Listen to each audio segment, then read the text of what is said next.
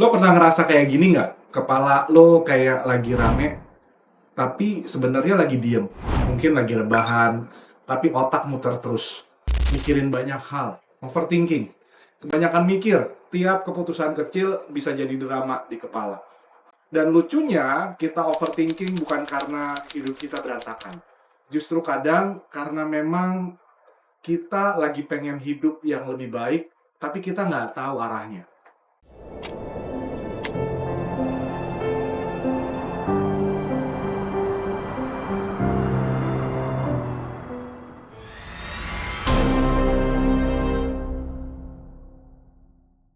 Lo pernah ngerasa kayak gini nggak? Kepala lo kayak lagi rame, tapi sebenarnya lagi diem. Mungkin lagi rebahan, tapi otak muter terus.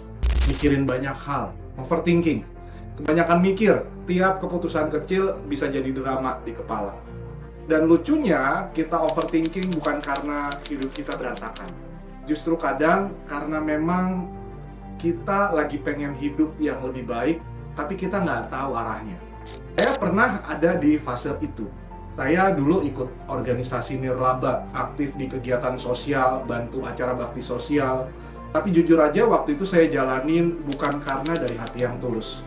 Saya jalanin karena saya merasa kesepian. Saya pengen dianggap sebagai orang baik, sebagai teman yang aktif, orang yang rajin, dan seterusnya dan seterusnya. Dari luar memang kelihatannya positif. Tapi dari dalam, dari diri sendiri, kacau. Penuh tekanan sosial yang sebenarnya saya sendiri yang nyiptain.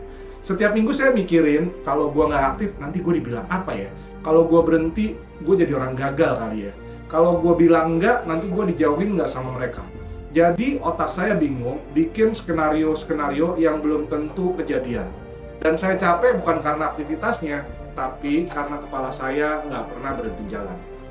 Dan ternyata hal ini umum banget. Sebuah studi dari Michigan State University menyebutkan bahwa overthinking sering muncul dari kebiasaan menilai diri sendiri yang terlalu keras.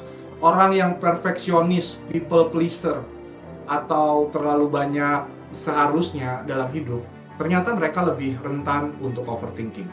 Dan penelitian yang lain dari University of California menyebutkan bahwa overthinking memperburuk kecemasan, menurunkan daya fokus, dan bikin kita kehilangan motivasi untuk bertindak, alias banyak pikir tapi kita gak gerak. Kaisar dari zaman Romawi Marcus Aurelius dan filsuf Stoik juga sering mencatat pemikirannya yang penuh kegelisahan dan overthinking. Buku terkenalnya Meditation adalah jurnal pribadinya. Itu isinya kayak dialog dengan diri sendiri. Pertanyaan-pertanyaan yang bikin dia bisa tetap waras di tengah tekanan besar sebagai pemimpin. Dia menulis untuk meredakan pemikirannya. Bukan untuk jadi hebat, tapi untuk tetap jujur pada dirinya sendiri. Dan itulah yang bantu dia bertahan di tengah tanggung jawab besar dan badai pikiran yang gak pernah diam. Dan itu bukan cuma masalah hari ini. Tokoh sejarah seperti Charles Darwin juga dikenal sebagai overthinker berat. Dia butuh 20 tahun untuk akhirnya mempublikasikan teorinya karena dia takut teorinya ditolak. Dan selama 20 tahun itu dia overthinking terus. Tapi akhirnya dunia berubah karena keberanian dia untuk bertindak walau di kepalanya dia masih merasa ragu.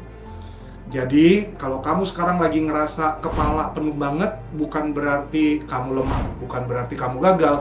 Mungkin cuma lagi kebanyakan untuk coba nyenengin semua orang, atau terlalu sibuk mengejar standar hidup yang bukan punya kamu. Dan kadang-kadang, satu-satunya cara untuk berhenti overthinking bukan dengan mikir lebih keras, tapi dengan berhenti sebentar dan nanya pelan-pelan ke diri kamu sendiri, apa sebenarnya yang penting buat kamu? Karena arah hidup itu bukan hasil dari pemikiran yang ribut, tapi dari keberanian untuk jujur sama hati yang lagi sepi. Kalau kamu mau dapetin kejelasan tentang hidup kamu, tentang kemana arah hidup kamu mau dibawa, ada 11 bab dari ebook Anti Bingung. 3 bab pertamanya saya berikan secara gratis. Teman-teman bisa download, linknya sudah saya sertakan di deskripsi video ini. Terima kasih udah dengerin video ini. Sampai ketemu di video berikutnya. Jangan lupa like, subscribe, dan komen pertanyaan atau apapun. Kita ketemu di video berikutnya. Saya Mas Yud dari Tujuanko. Salam kejelasan.